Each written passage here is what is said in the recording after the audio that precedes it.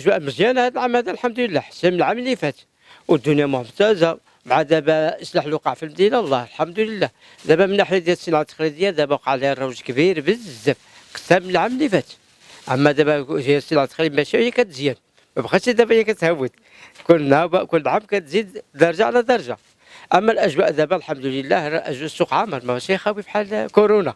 كورونا اللي عاود على شي مسلم، فما بغيناش والو كافر بالله ما ولش ديك ازمه كورونا. كدوز الاجواء ديال العيد مزيونه، وبنادم كاين اللي بنادم كيفهم كيجي كيدي العربي، حنا مغاربه معروفين بالعربي.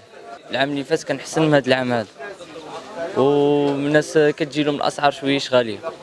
كاين دابا مثلا ياخذ اللي ميسر كتجي معوضه، ياخذ اما اللي ما عنده شي بوبري كتجي شويش قاصحه. لا دابا ملي كيدخل العيد الصغير معروف هذا الشيء ديال البلد كيخدم.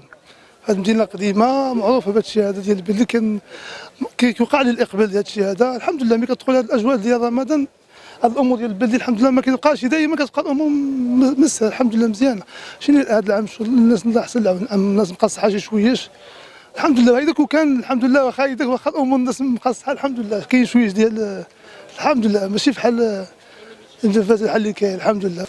كما كتشوفوا معنا اجواء ديال العيد الصغير كل مؤذن الناس كيجيو يتسخروا، اللي كيطلب جلابه، اللي كيطلب قندوره، كل واحد واش كيطلب، وموفرين الحمد لله كلشي. كاينه مليفه، كاينه كريب، اي حاجه اللي كيطلبها كليان كاينه، وكاينه اقبال على هذا الشيء هذا على الشراء.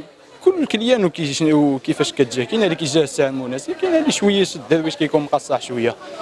بالنسبه للايامات ديال العيد المباركه كنشوف واحد غلاء الاسعار بزاف كاين، واقبال شويش قليل على الموسم ديال هذا. هو الموسم ديالنا حنايا ديال العيد ديال الحوايج. دينا كتشوف دابا باقي 3 ايام من العيد وشويش الرواج قليل مره، ما كاينش على حساب الاسعار غاليين بزاف، وعلى حساب الواحد شويش مقصاح مدخل على حساب معيشه غاليه والاسعار زايدين بزاف. الله يحسن العوان كل واحد وصافي. ما تنساوش الاشتراك في القناة والضغط على زر الإعجاب باش توصلوا بكل جديد ميد نيوز.